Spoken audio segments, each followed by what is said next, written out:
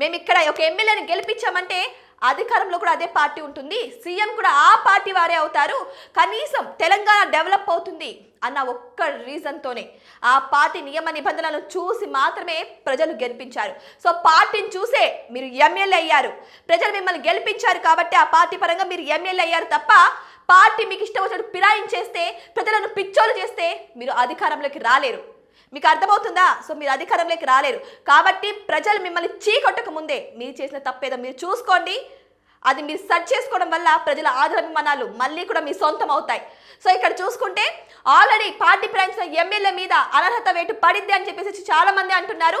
So అదే నిజమని కూడా అంటున్నారు. ఎందుకంటే దానికి కరెక్ట్ అయిన రీజన్ అయితే లేదు.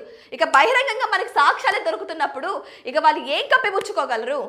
ఒకవేళ కప్పిపుచ్చుకున్న ప్రజలు నమ్ముతారా? అస్సలు నమ్మరు. సో ఇక్కడ అన్ని సాక్ష్యాలు నెరవేరుతున్నాయి కాబట్టి చూద్దాం, వెయిట్ చేసి చూద్దాం మరి ఎమ్మెల్యేలు ఎటువంటి వివరణ ఇస్తారు స్పీకర్కి. నిజంగానే జూబ్లీ హిల్స్తో పాటే ఈ 10 స్థానాల్లో కూడా బై ఎలక్షన్స్ వస్తాయా? ఖచ్చితంగా వస్తాయని అంటున్నారు. మరి ఈ బై ఎలక్షన్స్లో నిజంగా మళ్ళీ వాళ్ళే గెలుస్తారా? ప్రజలు వాళ్ళని ఆదుకుంటారా? మరి వెయిట్ చేసి చూద్దాం ఏం జరగబోతుందా అని.